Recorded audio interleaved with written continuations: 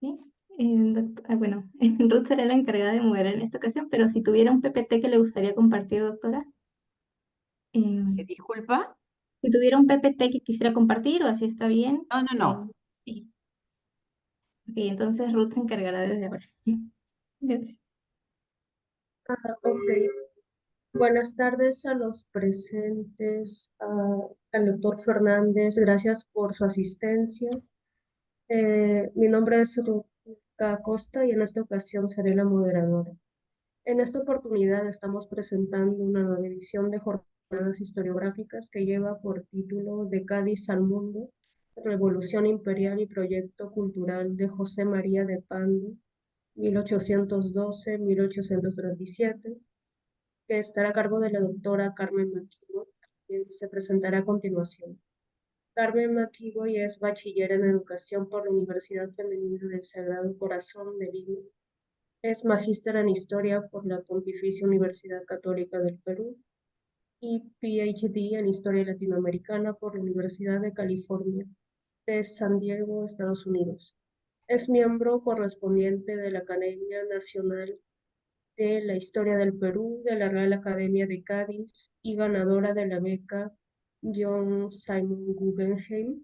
Actualmente es profesora principal de Sewanee, the University of the South, donde hace 29 años creó la sección de Historia Latinoamericana. Entre sus investigaciones e intereses se encuentran el republicanismo, el partido civil, la cultura política del Perú en el siglo XIX y las guerras internas de las primeras 2 décadas de la República, entre otros temas relacionados. Entre sus publicaciones destacan La utopía republicana, ideales y realidades en la formación de la cultura política peruana, entre 1871 y 1919, publicadas en 1997 y la segunda edición en el 2017, Homo Politicus, Manuel Pardo, La política peruana y sus dilemas, 1871-1878, primera edición de 2007 y la segunda de 2022, Guerreros civilizadores, política, sociedad ante la guerra del Pacífico, edición original 2011 y la segunda en el 2024, La República Agrietada, ensayos para enfrentar la peste, 2021. Patrias Andinas, Patrias Citadinas, episodios de una república naciente, 2022, en coautoría con Gustavo Montoya. Funerales republicanos en las Américas, tradición ritual y nación, 1832-1896, del año 2023. Y La Guerra del Pacífico, publicada en 2023, en coautoría con Gabriel Cid. A continuación se presentará un pequeño resumen de la ponencia. La ponencia discutirá la vida y obra de José María de Pando, en especial en su etapa gaditana, donde escribirá a lo largo de 1836 pensamientos y apuntes sobre moral y política publicado en Cádiz en 1837. La obra que Pando redacta como una suerte de testamento político es una respuesta al derrumbe de un orden político mundial, ante el cual el ex canciller de Bolívar propone soluciones, entre ellas las pedagógicas, de hombres que transitaron el puente colgante entre Colón y República. Sin nada más que añadir, gracias a la doctora McKeown por estar aquí con nosotros. Le cedo la palabra. Tiene 45 minutos para su exposición. Muchísimas gracias por la invitación.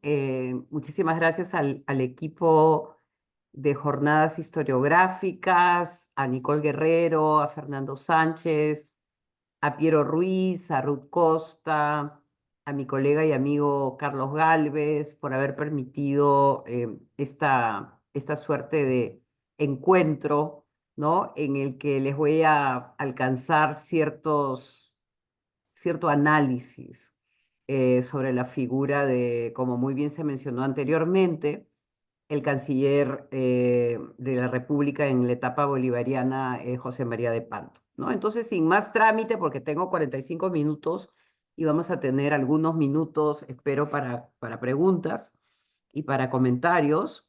Inicio mi presentación. Y quiero empezar la presentación con una cita de Pando, ¿no? Y un poco mostrar, ¿no? De que Pando ha sido estudiado por una serie de historiadores, incluso Fernán Altuve, el doctor Altuve, ha hecho también un lindo compendio de la obra de Pando, y muchas de las fuentes primarias que he utilizado vienen de ese magnífico compendio anotado, ¿no? Entonces, Pando es una figura importante, pero probablemente tiene mucho que decirnos, sobre todo en estos momentos de tránsito muy similar a los que él experimentó. Y voy a empezar con una cita de él en este documento que se llama A sus conciudadanos.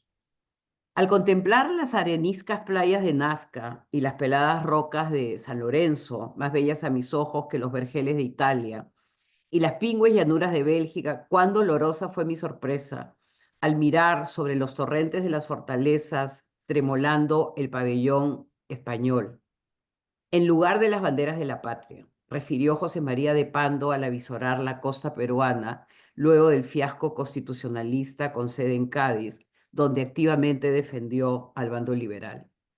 Algunos meses después de un episodio que lo conmovió, Pando fue testigo del regreso de los españoles a una Lima recapturada que el general San Martín declarara en 1821, en la que el general San Martín declarara en 1821 su independencia. El descendiente de la aristocracia colonial y por ende educado en el Colegio de los Nobles de Madrid, regresó en 1823 al virreinato peruano, huyendo de la tiranía de Fernando VII. Y por esos extraños designios del destino, a los que varias veces se referiría en sus escritos, se cruzó con Simón Bolívar, al que conoció mientras servía en la legación española en Roma, y que luego de la mítica batalla de Ayacucho en 1824, le ofreció primero la Secretaría de Hacienda y luego la Cancillería de la Administración Bolivariana, que hasta ese momento ocupaba el sabio Hipólito Unanue. Años después, cuando se le retiró la nacionalidad española por servir a los patriotas, como ocurrió con muchos criollos liberales atrapados entre dos fuegos e incluso dos identidades, Pando declaró la necesidad que tuvo en ese momento dramático de implorar, y acá lo cito, del cielo peruano, una sombra protectora para descansar su cabeza de proscripto. El tropo del proscrito, que remite a la noción del enemigo público castigado con el destierro, así como también al del exiliado, el expatriado, fue un tema común en la literatura romántica, expresada en un personaje de la talla de Lord Byron, a quien Pando citará en su último libro, Pensamientos y apuntes sobre moral pública, que es del que va a tratar la parte final o la parte central de esta ponencia, que concibió y escribió entre el 35, 37, 35, 36 en Cádiz, antes de su fallecimiento a los 53 años en Madrid. Él fallece en 1840. Pensamientos es el testamento político y cultural de un servidor público transnacional en el que no solo despliega su inmenso caudal intelectual acumulado a lo largo de varias décadas de lectura y práctica diplomática, sino una advertencia para esa juventud abstracta a la cual se dirigió. Mediante una suerte de compendio histórico sostenido en un puñado de lecturas, entre las que destacan Kant, Hobbes, Hume, Maquiavelo o incluso Tocqueville, el peruano solicitará a los jóvenes liberarse de ideas exclusivas e intolerantes que tanto atentaban contra esa dupla templanza-serenidad en la cual, y luego de una vida de aventuras, se refugiaría. Es importante recordar que el concepto de serenidad al que Pando aludió está estrechamente asociado al pensamiento estoico, una escuela filosófica a la que el testigo y agente de una transición política abrazará sin declararlo explícitamente, aunque están los clásicos, una serie de clásicos griegos y romanos que va a citar, y abraza en Cádiz.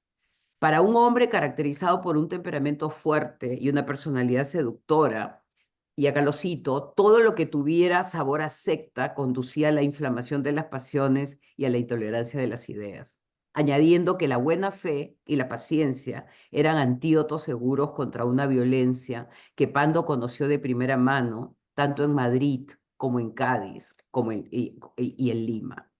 Fue justamente en este lugar, que es el último bastión del poder español, al que sirvió, y hay que recordarlo, desde los 15 años como diplomático, que va a identificar los contornos y la naturaleza de una maquinaria conspiracional a la que sirvió en circunstancias sumamente dramáticas. Hay que ver que va a haber como 2 o 3 golpes de Estado durante el servicio público de Pando. Y acá cito una obra que es muy interesante porque es una suerte de radiografía política de lo que él va a ver en el Perú, ¿no? Luego de haber tenido también una experiencia muy enriquecedora, pero al mismo tiempo muy intensa en el trienio liberal.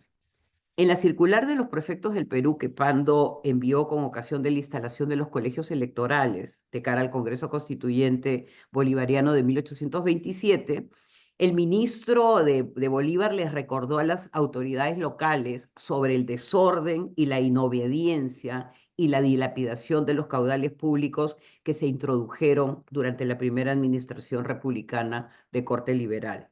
Acá me refiero a la del 22, y cabe recordar que Pando representa más bien el pensamiento conservador. No solamente ello, el faccionalismo reinante a lo largo y ancho del Perú provocó, de acuerdo a Pando, esa sedición y alevosía que obligó al primer Congreso a llamar a un dictador, refiriéndose a Bolívar, a quien Pando cataloga como un milagro de la providencia porque salvó al Perú del abismo. Es interesante la palabra abismo, precipicio, que ya va a aparecer en este vocabulario, digamos, rupturista, pero al mismo tiempo que está señalando una serie de peligros para la República naciente.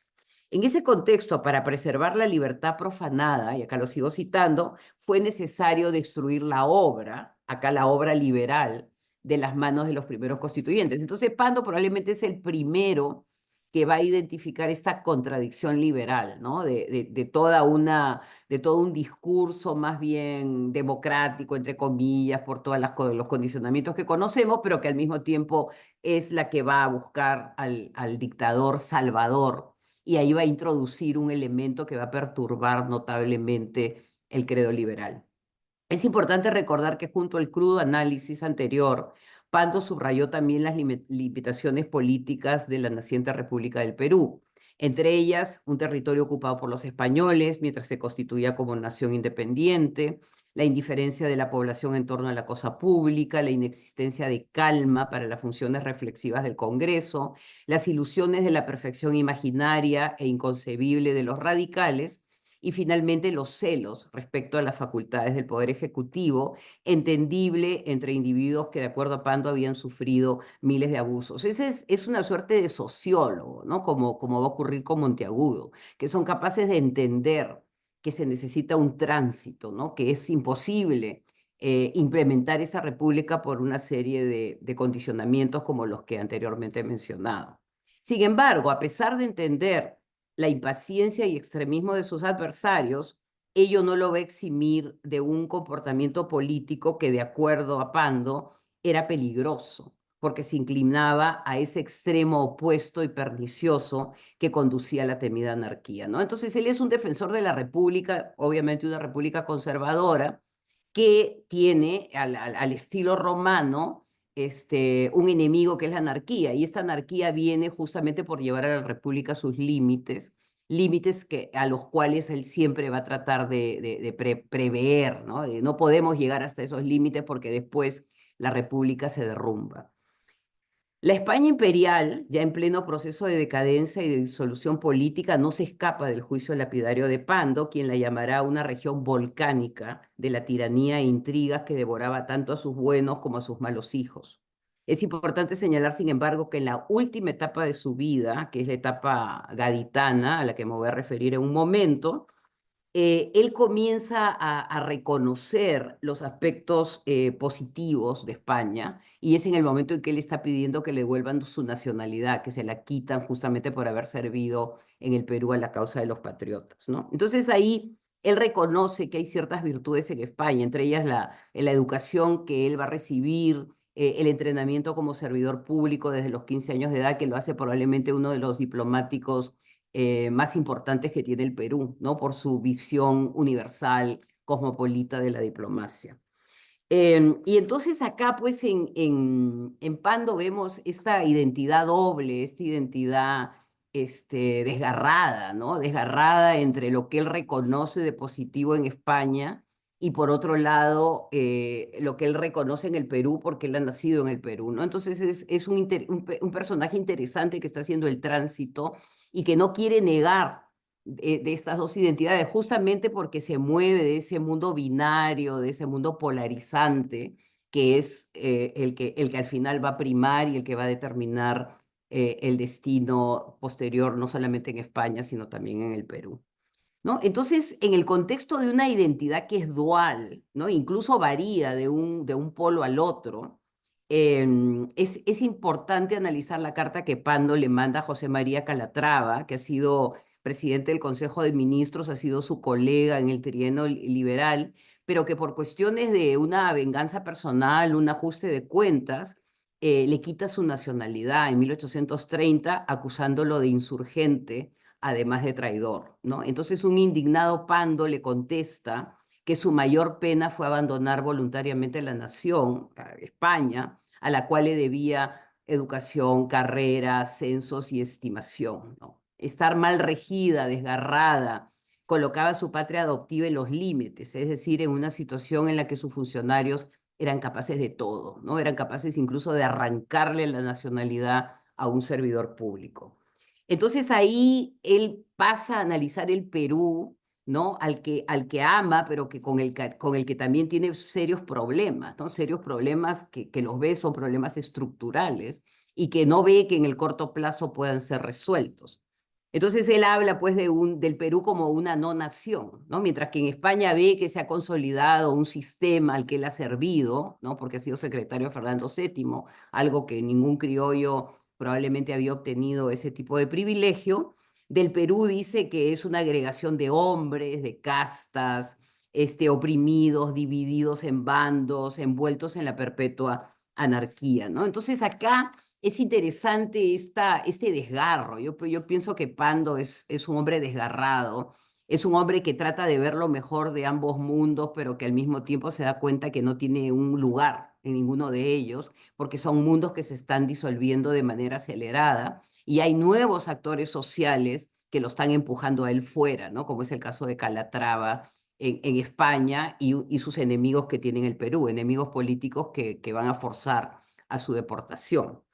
Lamentablemente sus años de servicio a la corona no van a ser reconocidos, tampoco van a ser reconocidos sus años de la formación de la Cancillería, que es realmente impresionante lo que Pando hace, toda la idea del Congreso Anfictónico de Panamá, ¿no? Donde manda representantes del Perú, todo el trabajo de la Secretaría de Hacienda, que también es notable.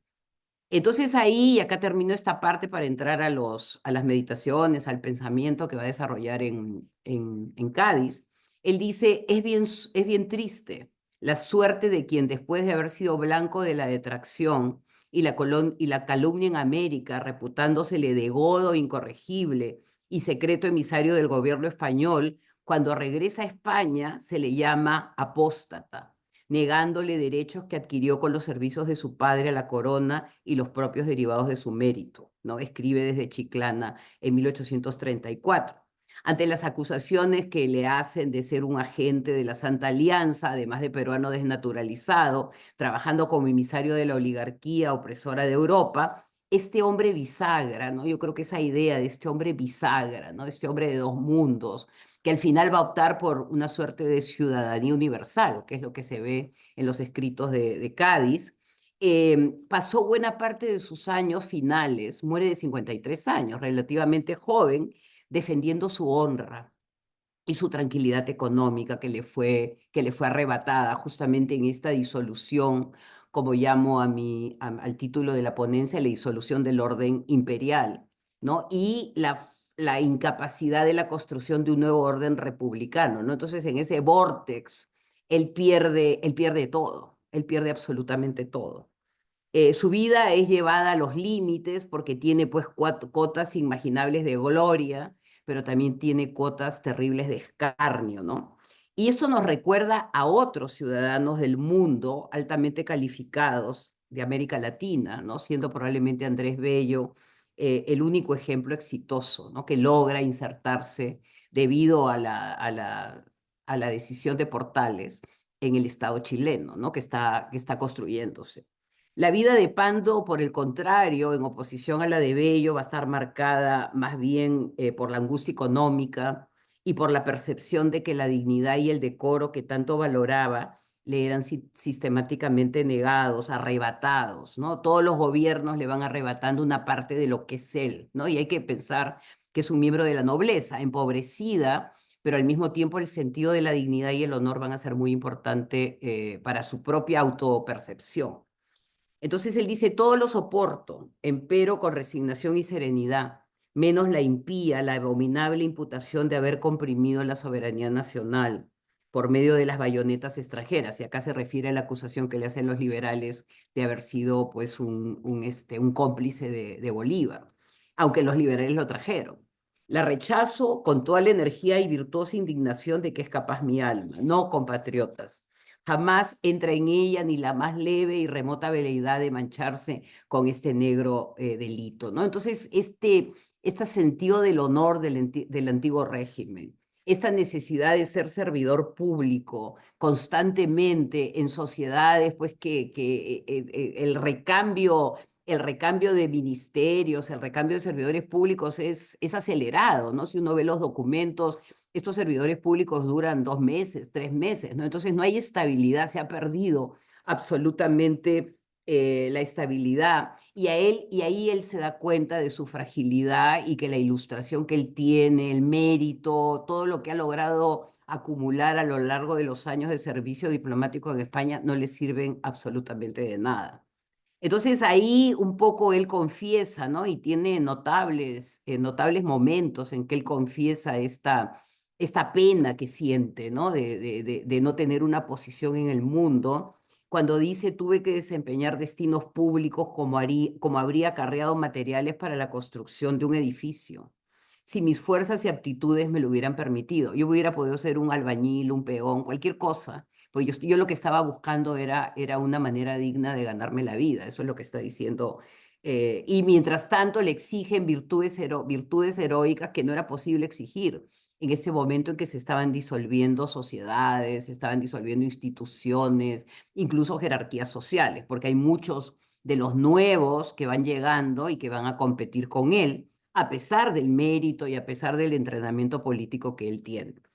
Al final del día, el secretario de Fernando VII y ministro de Bolívar se autodescribió como un empleado que en más de 20 años de servicio no podía existir con su sueldo. Y por ello que cuando en España se vio aislado y comprometido por su participación en el trienio liberal, lo único que le quedó fue buscar refugio en Lima, ahí procurándose una posición que rápidamente, como lo confiesa el mismo Pando, va a ser desafiado por la envidia, ¿no? Y por la disputa por los puestos públicos de otros actores que están llegando a la escena política, ¿no? Y que no tienen probablemente ni la formación ni la jerarquía social que tiene Pando, ¿no? Sus opositores ya vienen de otro mundo que la revolución ha permitido, ¿no? Una movilidad social acelerada, y es por ello que él está compitiendo con personajes que él considera menores. Antonio Gramsci ha señalado que durante las transiciones políticas como la señalada, como la referida con preocupación por Pando, surgen monstruos de todo calibre. A este punto que obviamente figurado regresará el político y diplomático en una serie de sus escritos. es en ellos donde logrará combinar la defensa de su honor, puesto en cuestión por sus enemigos políticos, con una interpretación muy cruda de la posindependencia, ¿no? En esa línea de pensamiento, aunque añadiendo el tema del azar y la incertidumbre, es que podemos ubicar a sus pensamientos y apuntes sobre política y moral que va a escribir en Chiclana, que es la última producción bibliográfica de Pando, ¿no? Entonces acá lo que nos encontramos ya es con un hombre ya maduro que ha cruzado, pues, ha visto todo, ha cruzado todas las líneas, ¿no? Y que se va dando cuenta, y acá yo creo que me detengo para entrar ya de frente a su documento, que lo que predomina en la política a partir de ese momento es la contingencia.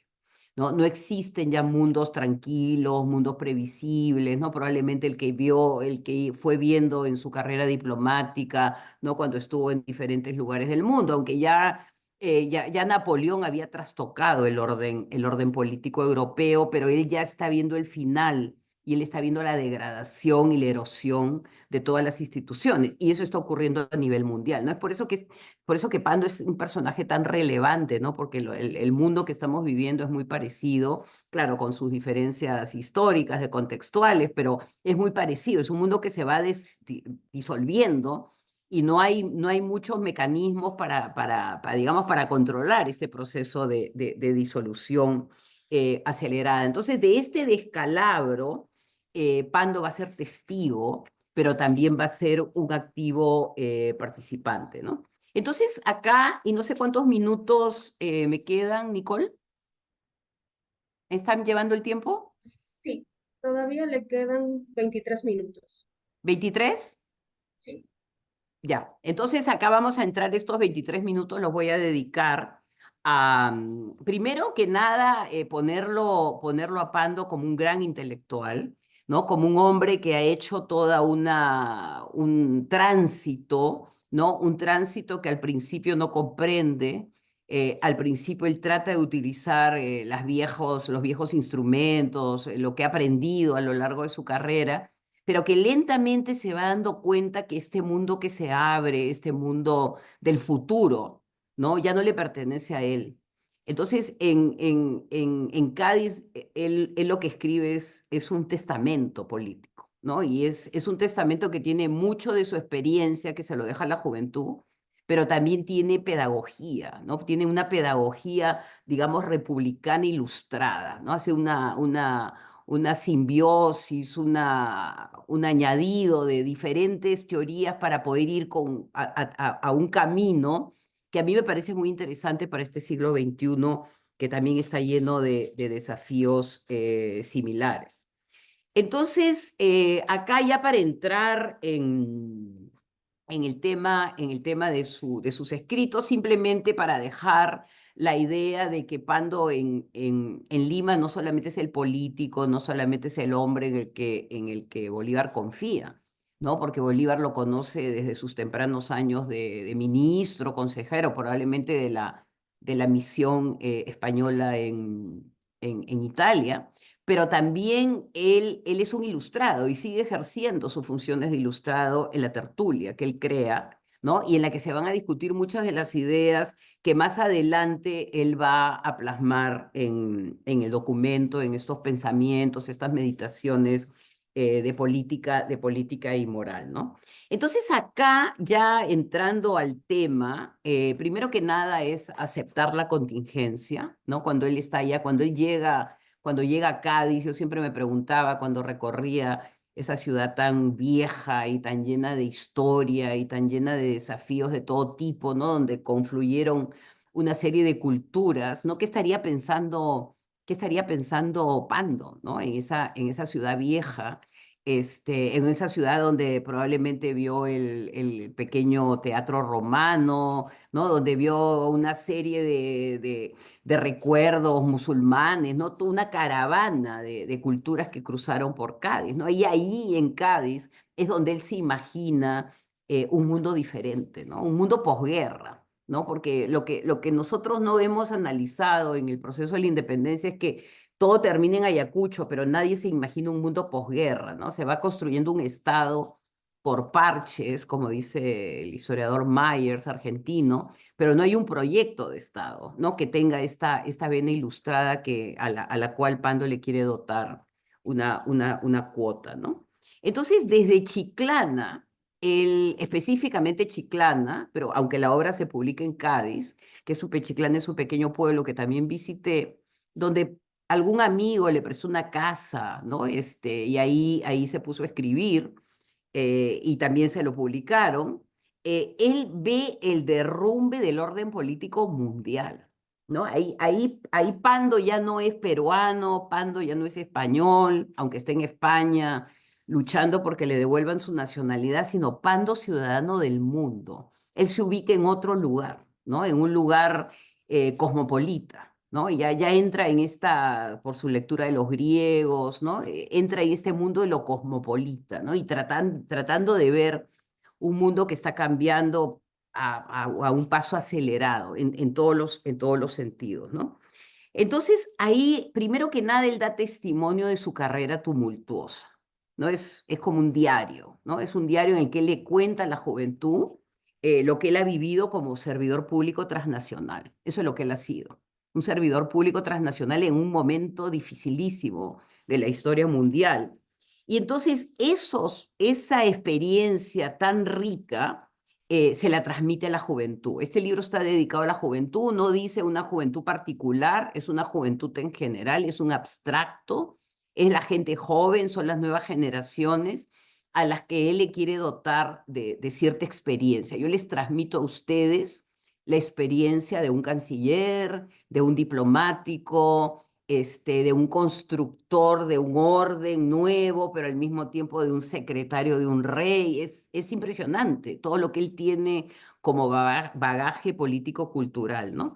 Entonces, ahí se hace una pregunta que a mí me parece tan vigente, que parece que, no que se la estuviera haciendo en este momento, y es la siguiente.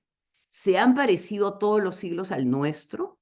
¿Ha tenido siempre el hombre bajo sus ojos, como en nuestros días, un mundo donde nada encadena, en el que la virtud está sin genio, sin honor, donde el amor del orden se confunde con la afición a los tiranos y el culto santo a la libertad con el desprecio de las leyes, donde la conciencia no arroja más que una claridad dudosa sobre las acciones humanas, donde nada parece ya prohibido ni permitido, ni honesto, ni vergonzoso, ni verdadero, ni falso. Es el mundo como de los fake news, ¿no? Es el mundo donde todo lo que era sólido, como diría Marx, se disuelve en el aire. No hay nada, no hay certidumbres, o sea, todo desapareció. Y él se pregunta a sí mismo, ¿antes ha pasado algo parecido? ¿No? Esa es la pregunta con la que él inicia su conversación. Es notable la vigencia que tiene este hombre en la actualidad, ¿no? Un hombre conflictuado por una transición difícil, ¿no? En sus palabras, y acá volvemos a las palabras, a los conceptos que estamos utilizando en la actualidad, no solamente en el Perú, sino alrededor del mundo, en un mundo plagado de precipicios, dice él, ¿no? Y como lo es también, no solamente su propia vida, que está plagada de precipicios, buscando su pensión, que no se la dan, buscando que le devuelvan la nacionalidad, todo está perdido, ¿no? Nada tiene sentido. Y lo interesante es cómo él trata de dotar a este mundo sin sentido, este puente colgante, como digo en la descripción de mi propuesta, de sentido a través de las palabras. O sea, él vuelve a su Pando original, ¿no? Al Pando que va al Colegio de los Nobles en Madrid, al Pando que está leyendo, al Pando que se conoce los clásicos, que ha leído a Tocqueville, todo lo ha leído. En su bibliografía es impresionante la cantidad de libros. Y en ese mundo de las palabras él se va a refugiar, ¿no?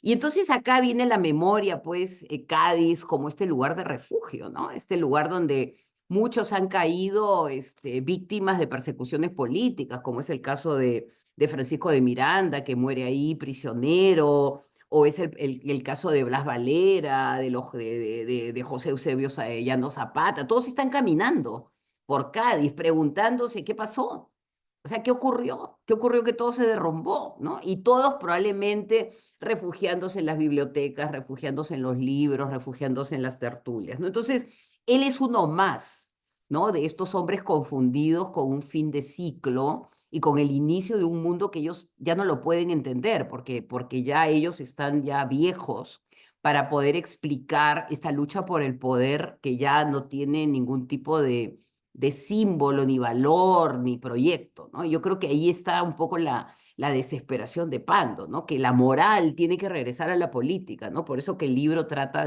justamente del pensamiento moral y político. Entonces él empieza hablando de lo trivial, de lo loco y lo ventoso que es Cádiz, ¿no? En este lugar ventoso, en este lugar de marítimo, marinero, acá les voy a contar un poco la historia de un proyecto, de lo que puede ser un proyecto, ¿no? No sé si es a propósito que él regresa a Cádiz, es porque consiguió la casa de un amigo, pero es muy simbólico que sea en Cádiz, donde un peruano que está buscando que le den una nacionalidad que perdió porque en su país lo deportaron, esté en este lugar transnacional que es Cádiz, cosmopolita, ¿no? Probablemente una de las ciudades más antiguas de Europa, ¿no? Entonces, acá él comienza a hablar de una secreta esperanza. Hay esperanza todavía, ¿no? A pesar de que él pone en blanco y negro de lo que significa ser político, ¿no? Él les dice, esto no es fácil. O sea, la tarea que yo he cumplido ha sido dificilísima, pero hay esperanza, siempre hay esperanza. Este factor esperanza, ¿no? Que es muy ilustrado, este optimismo a pesar de las derrotas permanentes, es algo que realmente conmueve en las ideas que él va a ir desarrollando en su pensamiento y apuntes sobre política y moral, ¿no? Que es el título completo del libro. Y ahí les dice a los jóvenes, no se fíen de las olas. Acá tenemos este mar que es muy lindo, pero al mismo tiempo las olas se los pueden llevar. O sea, esto no es fácil, esto no es una tarea para inocentes. Él ha perdido probablemente esa fe en el hombre, pero a pesar de ello, él sigue intentando. Yo creo que es un libro que demuestra, ¿no? De que todo se puede perder menos la esperanza, y él tiene esperanza en las generaciones que vienen, pero al mismo tiempo le cuenta de sus dolores, mil dolorosos errores, de los desengaños que ha sufrido, de que a pesar de que él tenía una recta intención, la política lo fue llevando a lugares terribles, ¿no? De los que él quería salir, pero que había algo que todavía lo seguía motivando, ¿no? Y ese algo es la felicidad, que es un concepto de la ilustración, la perfectibilidad y el bien común.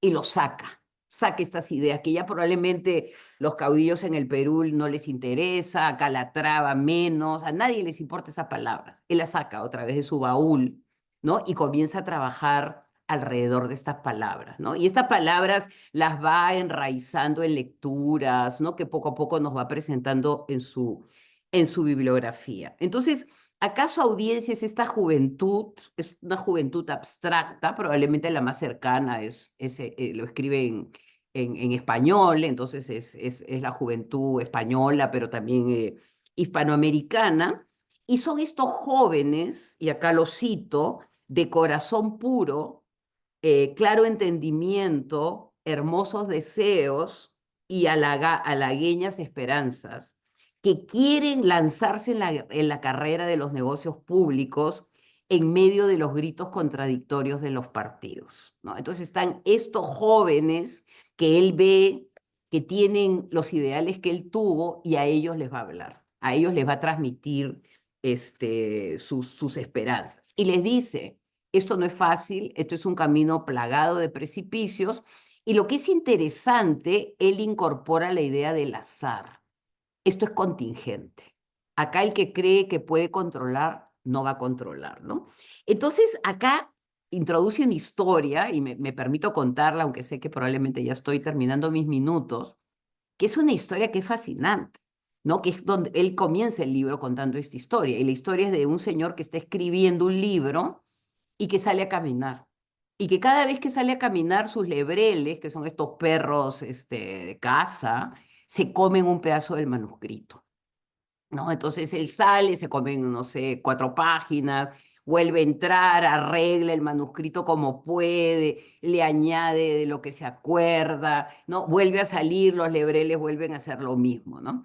Entonces, al final, cuando él pasa el manuscrito a sus amigos para que lo analicen, para que le den alguna idea o juicio de lo que él escribe, le dicen, pero no entiendo mucho.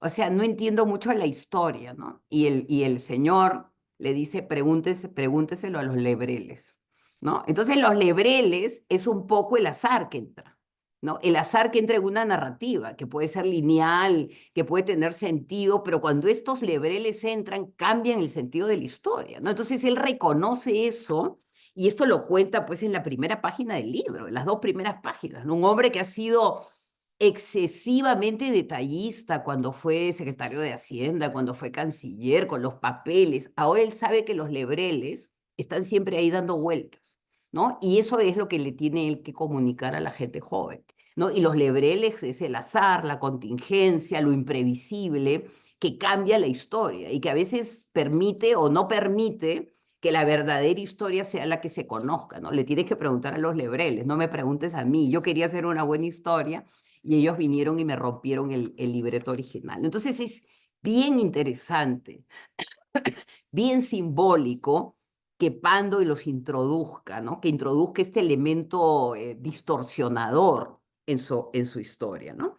Pero ahí él entra, y acá termino, ¿no? Porque probablemente ya estemos acabando, él entra acá con algo que a mí me parece extraordinario, que es disociarse de este mundo de la contingencia y tratar de entender las leyes del universo, ¿no? Las leyes del universo sí tienen una suerte de lógica, ¿no? Y si el hombre es capaz de entenderla, ¿no? Es esta lógica que el universo es caótico, él acepta que es caótico, pero que en su caos tiene un sentido, ¿no? Y el sentido del universo es preservar la vida. Eso es para él uno de los elementos más interesantes, es preservar la vida. En un mundo donde todos se están matando, donde él está viendo guerras, enfrentamientos, él vuelve sus ojos al universo, al cielo, él vuelve sus ojos a la naturaleza, ¿no? Probablemente Chiclana, ¿no? Es una zona rural, ¿no? En la que él puede tener esa suerte de comunicación. Entonces acá lo cito, em, dice, hay menos armonía en las mudanzas de las estaciones, en el curso de las mareas, en el mecanismo de la naturaleza. O sea, la naturaleza no es que sea homogénea, no es que nos enseñe, no, una dinámica constante. Sin embargo, no existe un solo incidente, y acá lo cito, que pudiera detener la regularidad augusta de la creación, el movimiento de los astros, el progreso de la vida vegetal. Y ese es el principio, y lo vuelvo a citar, del bien general, al que la naturaleza ha fiado la protección de la sociedad contra el desorden, ¿no? Entonces, en ese caos que es la naturaleza, él encuentra una lógica, y esa lógica es preservar la vida, preservar a la especie humana, ¿no? Y es la especie humana la que atenta contra esas leyes de la naturaleza. Entonces, es de los primeros, pienso yo, no sé, en el pensamiento peruano, que comienza a entender esta ruptura que se da entre el hombre y su entorno, ¿no? Lo destruye, no lo entiende, no puede dialogar con él, y si se acercara un poco más, probablemente su vida sería menos desgraciada, ¿no? Entonces ahí él se mueve a la idea de que hay peste, hay guerra en el mundo, porque lo está viendo, pero lo más importante es las plagas morales. Y acá él entra el tema de la moralidad, ¿no? Y ahí se ve que cita mucho a Kant, ¿no? Las plagas morales. Y es la incesante inquietud del eterno descontento, de la insatisfacción permanente que tiene el ser humano, ¿no? Entonces, ¿cómo el político entra al terreno de lo filosófico, ¿no? Lo que le mueve al ser humano es la ambición y la lucha por el poder, y eso desbarata cualquier posibilidad de convivencia, ¿no? Entonces ahí está él entrando como al nervio, no de un problema peruano, sino de un problema universal, o sea, planetario. Entonces dice, hay males inherentes en el hombre, difíciles de erradicar, Hay males curables mediante lentitud, precaución y cordura. Pero finalmente los peores males son los males de la imaginación, ¿no? El tema está en la mente. El tema está en qué cosa proyectas tú en tu sociedad, que a veces son delirios y que te llevan pues a los autoritarismos, a las guerras, ¿no? A todo lo que él ha visto. Y entonces dice que esa enfermedad mental, perturbación que tiene el hombre, lo va a llevar permanentemente al pie del volcán, ¿no? Entonces, en ese volcán sería fácil si se pudiera trabajar en términos de circunspección, en términos de tranquilidad, en términos de toma de decisiones racionales, ¿no? Entonces ahí está yéndose por otros caminos, no es el camino institucional el que va él a definirle a los jóvenes, sino que está, un poco la respuesta está en ti mismo. Si tú vas a entrar a la política, vas a tener que hacer algún tipo de cambio mental para poder ser un buen administrador público. Esto no va a depender de los grandes cambios, sino de los cambios particulares. Y entonces ahí, para él, lo más difícil es tranquilizar la mente. Y dentro de esa línea de pensamiento, para él, la clave está en este diálogo permanente con la naturaleza, ¿no? Nuevamente se mueve de Madrid a Cádiz, tiene el mar, se mueve de ahí a Chiclana, tiene el mundo rural. Y ahí lo que él dice es de que si el hombre se acerca a la naturaleza, se va a encontrar con un sistema de organización em, que lo que trata es de evitar el dolor, porque el ser humano se hiere mutuamente, se hace daño, ¿no? Entonces, ¿cómo tratar de volver a una suerte de perfectibilidad que la ve afuera? No habla de un Dios cristiano, probablemente está pensando en un Dios de estos paganos, un motor invisible, algo así, en el que se está generando una perfectibilidad que él está tratando de buscar, ¿no? Entonces él dice, la justicia tiene que existir, pero para nosotros los humanos necesariamente va a estar en el futuro, ¿no? Y acá un poco se relaciona con el finalismo de la República, pero también con el finalismo del pensamiento cristiano y más adelante con el finalismo marxista, ¿no? La perfección, la utopía está más adelante. Pero si nos ponemos a obedecer la voz sagrada del deber, y acá lo estoy citando, es posible que cada vez nos acerquemos más hacia este mundo, donde vamos a poder vivir en cierta armonía y en paz, ¿no? Entonces, todo el tema del egoísmo también lo va a discutir, esta suerte de vicio natural que tiene la inmensa mayoría, que solamente piensan en su bienestar particular y no en el bien común. Y ahí comienza a asociar la idea de la felicidad con la idea de los derechos ciudadanos, ¿no? Que significan básicamente la virtud en el mundo político, ¿no? Y acá vuelve al tema, digamos, que muchos han estado discutiendo en Europa, pero que se remonta a los griegos, a los que básicamente... Y finalmente, ¿no? Acá tengo un par de ideas ya para cerrar. Hay algo que a mí realmente me cautivó, ¿no? Porque esto podría ser una suerte de disquisición de un ilustrado, ¿no? De un ilustrado que ya perdió absolutamente todo y que simplemente utiliza las palabras para dar sentido incluso a su propia vida. Pero acá hay algo que él introduce, ¿no? Y acá estoy hablando de 10% de su trabajo, o sea, esto es para analizar y darle muchas vueltas a todo lo que él dice, ¿no? Pero algo que me pareció interesantísimo, que lo hace diferente a los ilustrados, porque los ilustrados más bien están buscando un mundo previsible, homogéneo, ¿no? Él ya se dio cuenta que en este nuevo orden que él está proclamando es necesario incorporar a la diversidad. Y lo dice así, mas por cierta que sea la base moral y por benéfica que resultara dicha certidumbre. O sea que la moral es importante en la política. Sin moral no puede haber virtud, sin moral no puede haber bien común. Sin embargo, es necesario aceptar que existen diversidad de juicios sobre las acciones humanas. Y es por ello que aquí radica la novedad de Pando, ¿no? Porque la novedad de Pando no es un ilustrado de gabinete.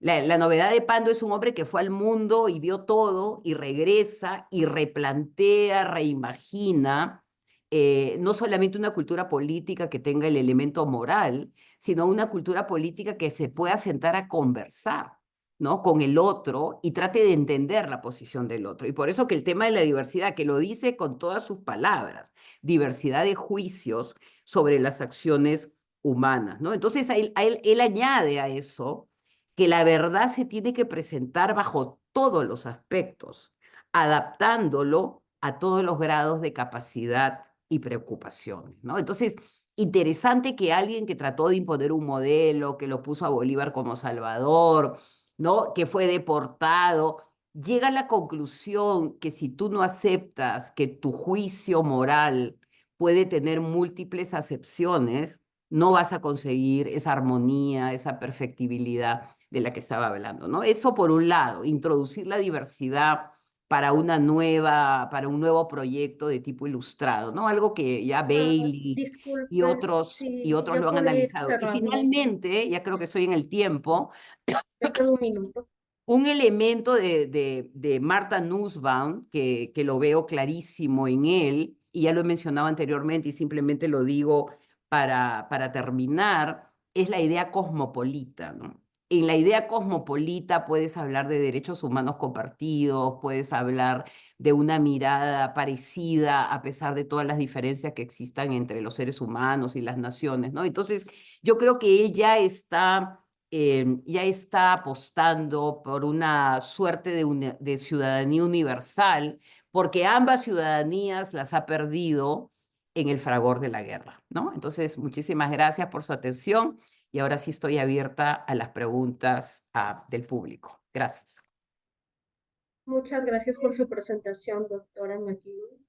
Am, Ahora, si es que alguien tiene algunas preguntas, puede levantar la mano para que responda la doctora.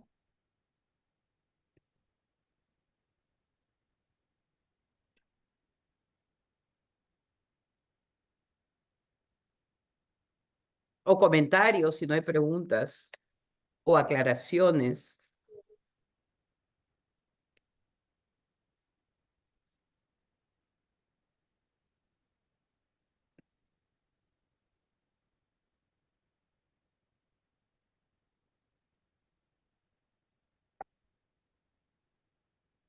Bueno, por mi parte me pareció interesante el hecho de que mencionara que, pues, en el siglo XIX podría compararse con la situación actual en cuanto a que era un mundo de incertidumbre, de abismos y de precipicios, como usted mencionaba, y que se reflejaba en el pensamiento de este político peruano hispánico.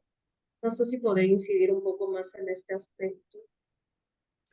Bueno, a mí realmente eso fue lo que más me sorprendió, ¿no? Un poco redescubrir a Pando, ¿no? Uno usualmente lo ve como un conservador, ¿no? Alguien que tiene como una posición más bien estricta en cuanto al orden, ¿no? Haber estado trabajando tan cercano a Bolívar, haberlo visto como El Salvador y poco a poco su propia vida, ¿no? Yo creo que eso es interesante. Y Sánchez Carrión dice, no, la república se hace en la experiencia, ¿no? Entonces yo creo que su experiencia de vida, ¿no? Lo va a ir calando, ¿no? Y al poder entender, ¿no? De que cualquier cambio que ocurra tiene que tomar en consideración a muchas opiniones. Yo creo que abrirse a las opiniones ya de por sí es un gran cambio, ¿no? Para alguien que había defendido un pensamiento más bien conservador.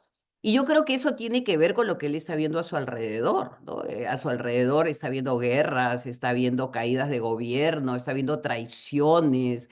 Entonces yo creo que ahí él no dice directamente cada cual tiene que cambiar de manera particular, pero yo creo que en algo está aludiendo, ¿no? A ese cambio mental, ¿no? Es un cambio de conciencia, ¿no? Que no está circunscrito a las instituciones, sino que está circunscrito a los seres humanos, cómo se están viendo unos a otros, ¿no? Entonces, estamos en una encrucijada terrible en este momento, con guerras, y es interesante que se redescubra estas meditaciones, ¿no? Porque son meditaciones, él no está imponiendo nada, él está diciendo, esto pasó con mi vida, yo he estado por esos precipicios, como tú bien dices, y esto es un poco lo que comparto con ustedes, ¿no? Y como te digo, yo he analizado para poder darle sentido a esta charla una parte de su pensamiento, ¿no? Pero probablemente hay que regresar a ese libro porque tiene claves, ¿no? De alguien que está haciendo ese cambio, ¿no? Ese cambio de paradigma. Yo creo que acá hay un cambio de paradigma. Y él lo representa muy bien, y es interesante que es un peruano universal, que está repensando la relación de los seres humanos, ciudadanos, ahora con una carga que probablemente no va a tocar, ¿no? Que fue cuando en su momento de estar en el Perú, él defendió a los propietarios de haciendas esclavistas. Él estuvo muy comprometido con los propietarios, porque él tenía un sentido muy material del Estado, ¿no? El Estado, a diferencia, digamos, él se quería diferenciar de los liberales en términos de que yo no solamente voy a proyectar ideas, sino que yo quiero leyes, yo lo que quiero es impuestos. Estuve en la Secretaría de Hacienda, ¿no? Un hombre que ha pasado por todo eso y que regresa a la humanización es para mí realmente un camino notable, ¿no? Y más aún ahora que probablemente estamos siendo empujados a una nueva humanización, ¿no? Después de todas las barbaridades que estamos viendo a nuestro alrededor. Me parece que hay alguien que Y gracias por su respuesta. A ver, Lía tiene una pregunta. sí, Lía, me parece que Lía está levantando la mano, no.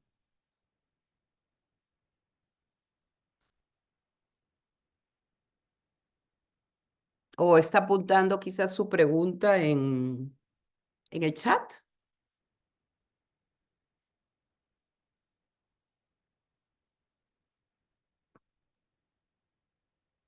Bueno, si no, hasta que responda Lía, hay una pregunta por Facebook. Lía Dice, está levantando la es una mano, pregunta pero de de, repente no le han dado para que hable, no puede hablar, está en mute. no sé, Lía, ¿puedes activar tu micrófono?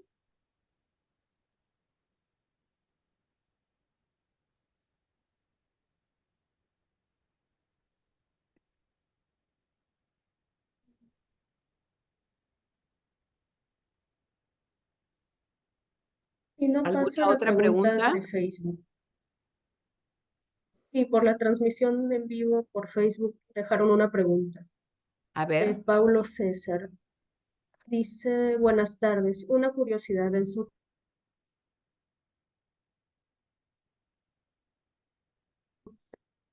no te escucho. eh,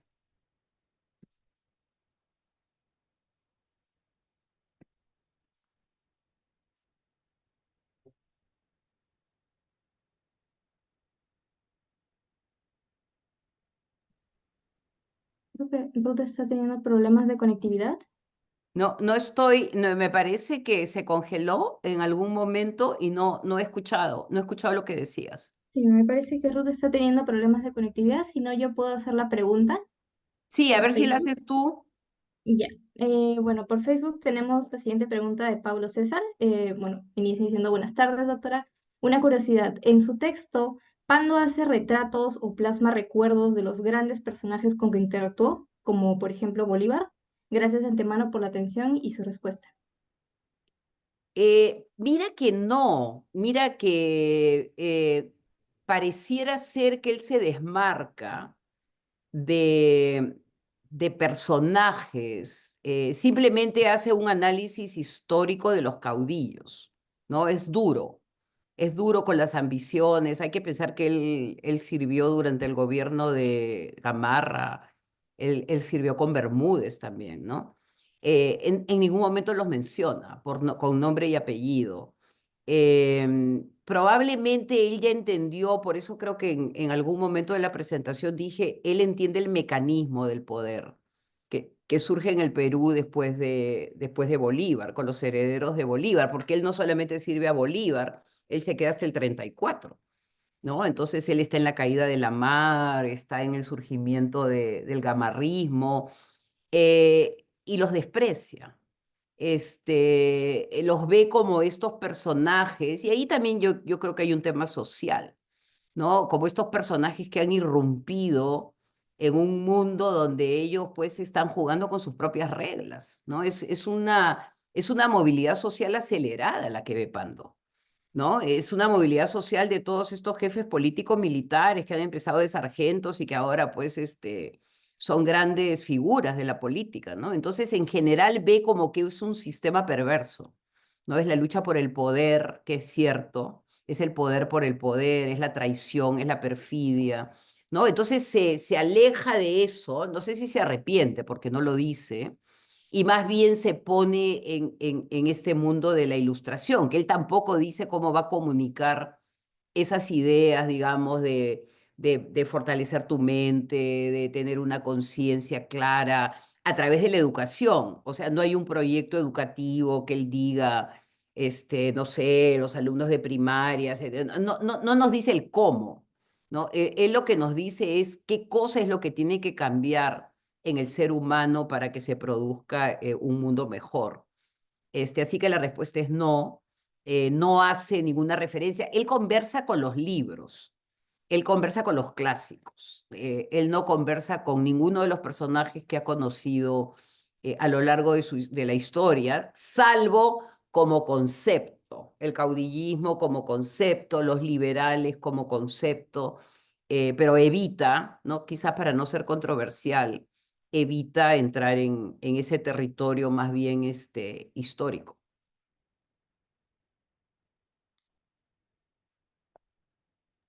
Sí, muchas gracias por su respuesta, doctora. Me parece que estamos sobre la hora.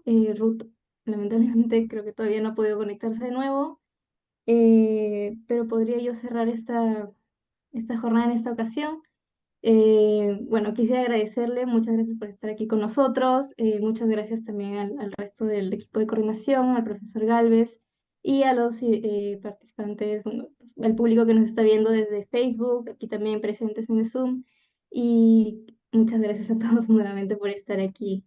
Ha sido una Muchísimas bonita. gracias a las jornadas. Para mí es realmente un gusto compartir esta entrada al pensamiento de Pando desde otro lugar, desde otra mirada, y les recomiendo que lo lean, ¿no? Les recomiendo que vuelvan a ese texto, que yo creo que es un texto fundamental, ¿no? Porque es una suerte de vanguardia, ¿no? De pensamiento diferente, que todavía no lo puedo ubicar, ¿no? Yo veo que hay cosas estoicas, veo que tiene mucho de Kant, ¿no? Pero todavía no puedo ubicar completamente su dirección, ¿no? Y eso es lo que lo hace único y como un referente, ¿no? Un referente de un peruano que más bien se universaliza.